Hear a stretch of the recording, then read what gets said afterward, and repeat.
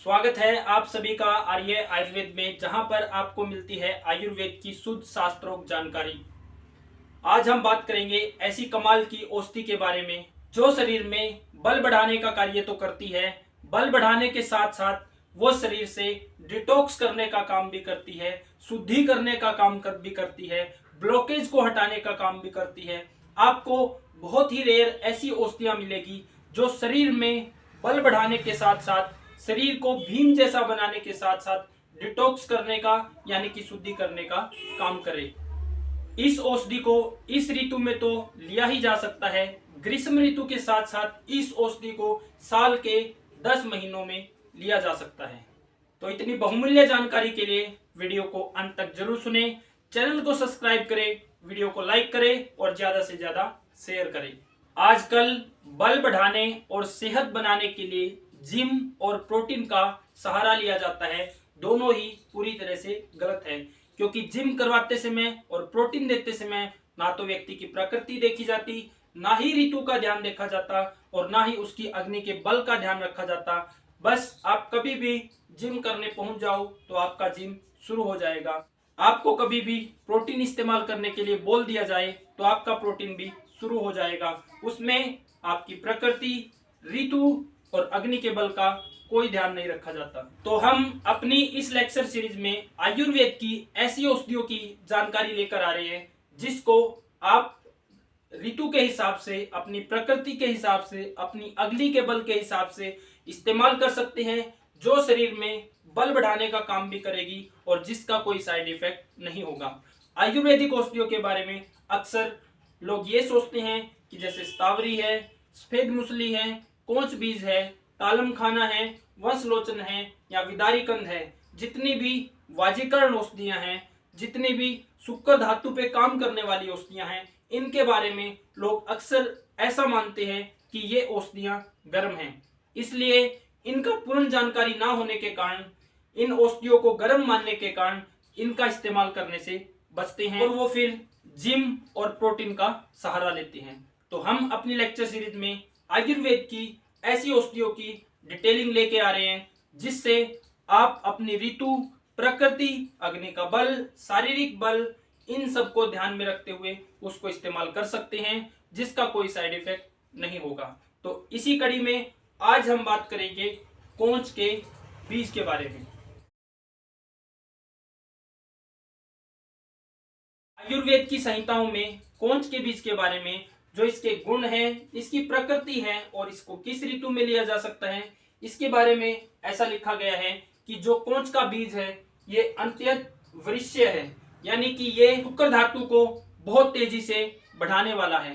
ये अत्यंत वृष्य होने के कारण शुक्र धातु को बहुत तेजी से बढ़ाता है, शुक्र धातु पे सबसे अच्छा काम करता है।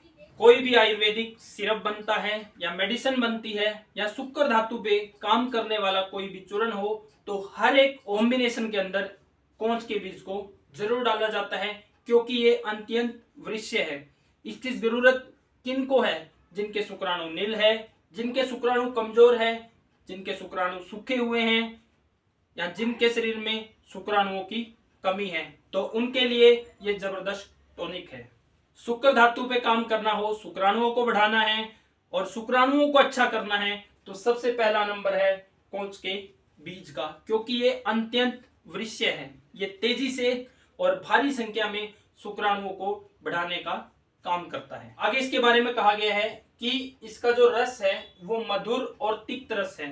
अब हम मधुर और तिक्त रस को जब समझेंगे, जैसे हमने अपनास की जो वीडियो डाली है उनमें गुण और रसों के ऊपर डिटेल में जानकारी दी है, तो जो कोंच का बीज है इसके अंदर जो रस है वो मधुर है और तिक्त है। जो मधुर रस है वो शरीर में ताकत देने का काम करता है, बल बढ़ाने का काम करता है, और जो तिक्त रस है वो शुद्धि करने का काम करता है, वो ब्लॉकेज को हटाने का काम करता है, वो अंदर से डिटॉक्स करने का काम करता है। तो इस तरह से मधुर और तिक्त रसात्मक होने से जो कोंच का बीज है ये बल बढ़ाने के साथ साथ डिटॉक्स करने का काम भी करता है। तो ये शुक्र धातुओं को अच्छा करता है और शुक्र धातु के साथ साथ उसकी क्वालिटी को भी बढ़ाता है। शुक्र धातु की संख्या, शुक्राणुओं की संख्या बढ़ाने के साथ साथ उनकी क्वालिटी को भी बढ़ाता है। जैसे हमने पिछली वीडियो में स्तावरी के बारे में बात की थी, स्तावरी में मधुर रस था, तो वो मधुर रस होने के कारण शुक्र धातु को बढ़ाती है, शुक्र धातु को अच्छा करती है। लेकिन तिक्त रस इसमें आने से कोंच के बीज में, तो ये इसकी क्वालिटी को भी अच्छा करता है, क्वांटिटी और क्वालिटी दोनों ही बढ़ाता है कोंच का बीज। आगे आयुर्वेद की संहिताओं में इसके बारे में लिखा है कि ये ब्रहण है, ये शरीर को ताकत देने का, पुष्ट करने का और बल देने का काम करता है। आगे इसके बारे में लिखा है कि ये गुरु है, यानी कि भारी है। ग्रीष्म ऋतु में जो ऋतुचर्या का प्रभाव है वो कैसा रहता है? ग्रीष्म ऋतु में सूर्य की गर्मी से रुक्षता बढ़ी रहती है और हल्कापन बढ़ा रहता है।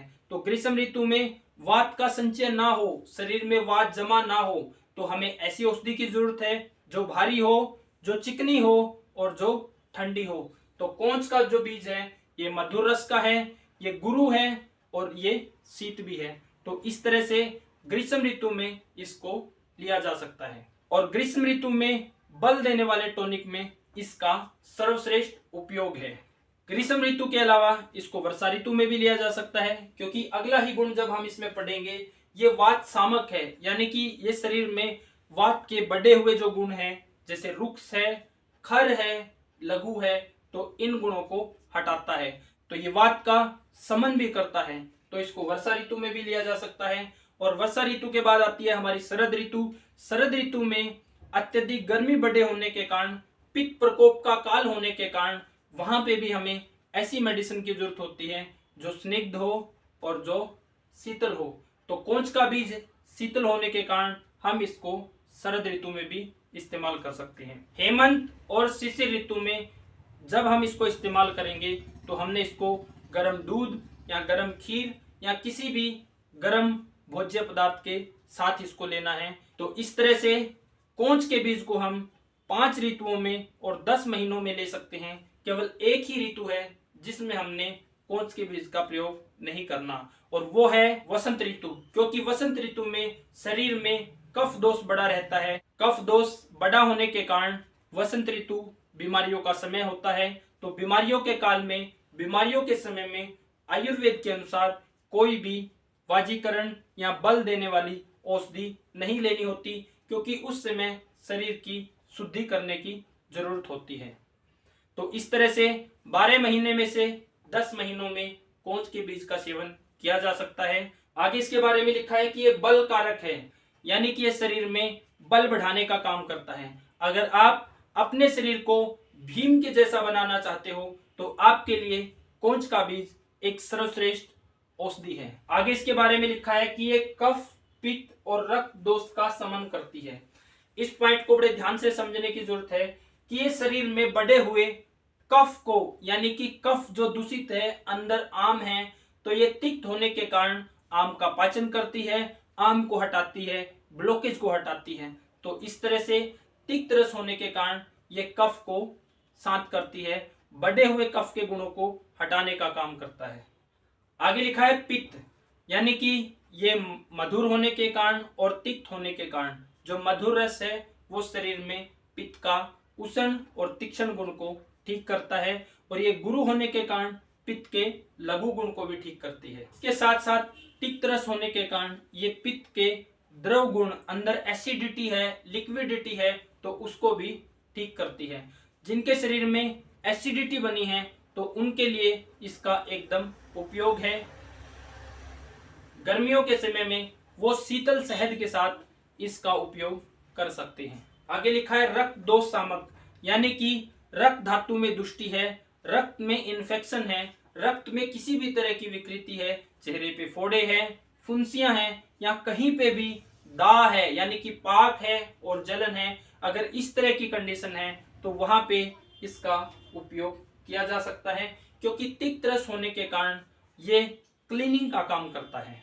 आगे इसके बारे में आयुर्वेद की संहिताओं में लिखा है कि ये अत्यंत वाजीकर है, यानी कि वाजीकरण उन औषधियों को बोलते हैं जो शुक्र धातु पे विशेष कार्य करती है।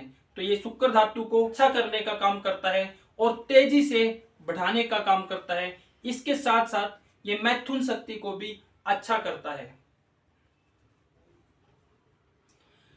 तो कोंच का जो बीज है उसका विशेष कार्य है शुक्र धातु के ऊपर, क्योंकि ये अंत्यत वृष्य है, ये अंत्यत वाजीकरण है, तो इसका विशेष कार्य है शुक्र धातु के ऊपर। और गर्मियों के समय में जेठ और आषाढ़ के महीने में अगर कोई सर्वश्रेष्ठ औषधि है तो वो है कोंच का बीज। जैसे पिछली वीडियो में जब हमने स्तावरी की वीडियो डाली तो उसमें भी हम इसी तरह के गुण वहां पे पा रहे थे, लेकिन शतावरी के अंदर मधुर गुण की प्रधानता थी, वहां पे तिक्त रस नहीं था।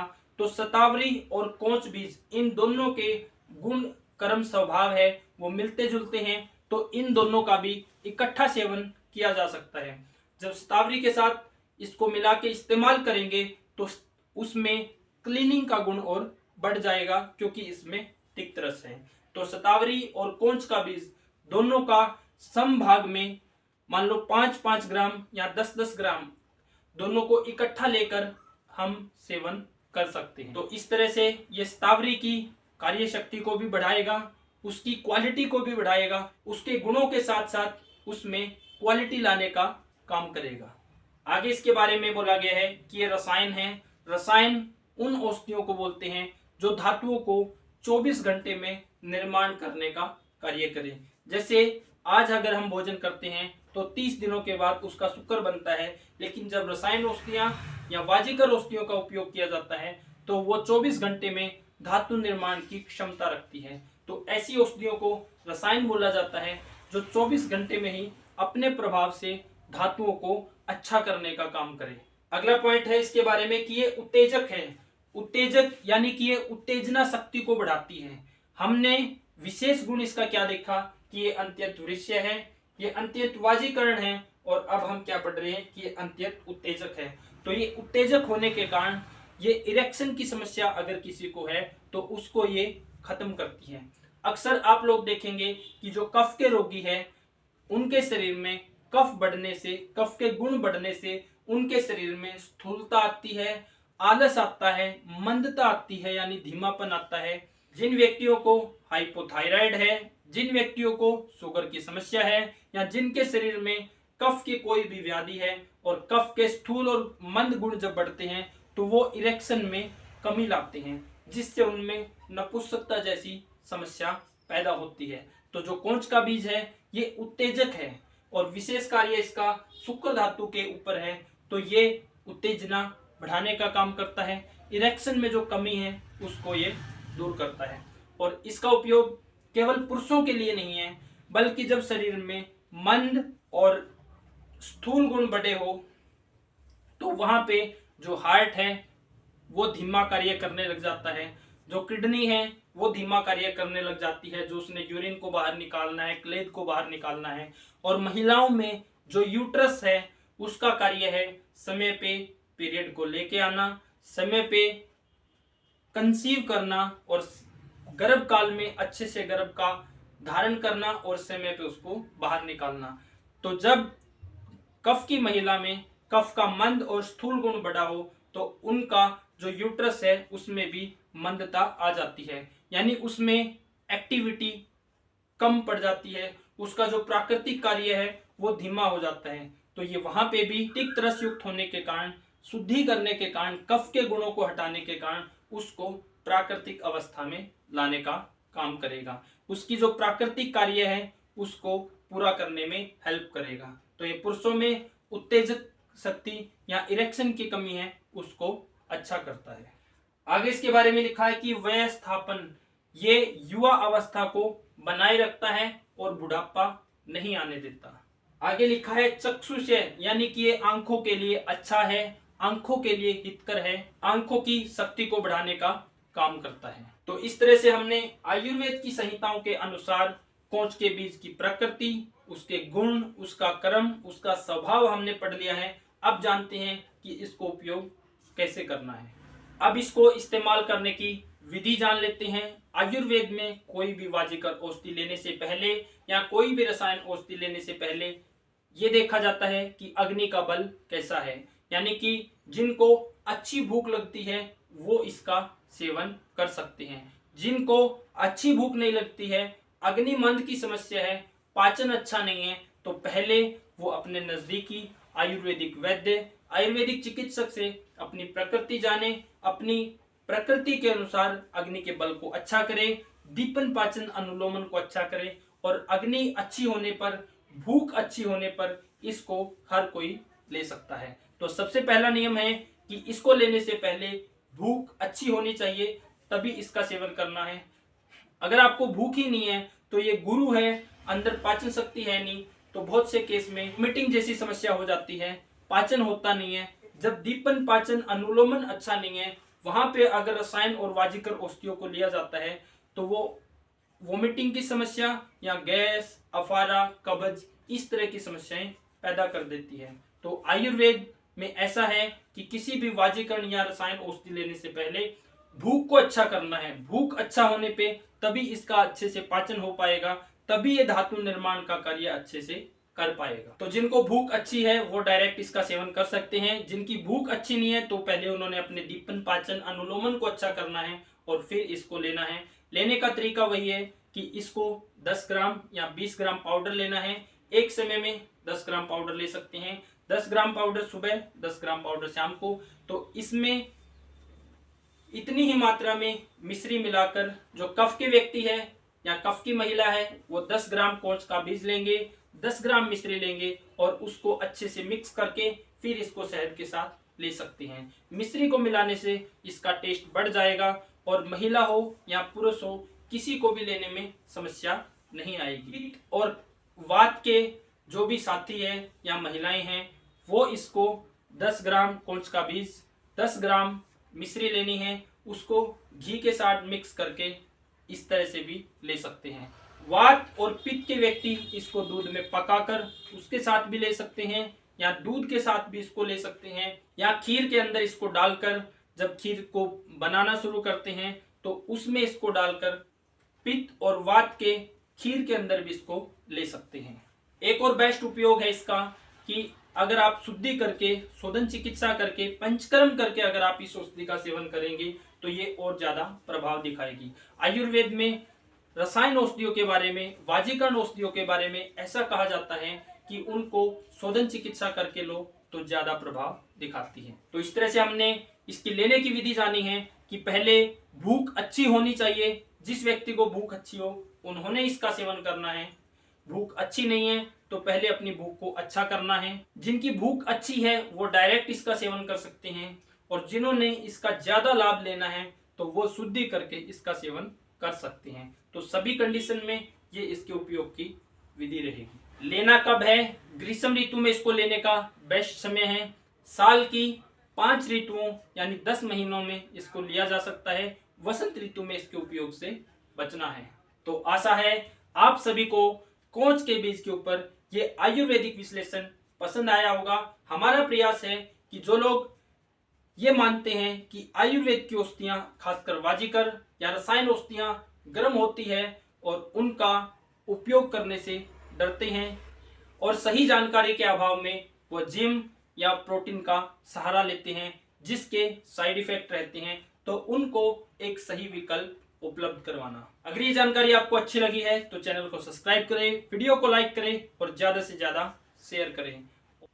और किसी भी विषय पर आपका कोई भी सवाल है तो आप हमें कमेंट करें। किसी भी विषय पे आप वीडियो चाहते हैं तो आप हमें कमेंट करें। नमस्कार।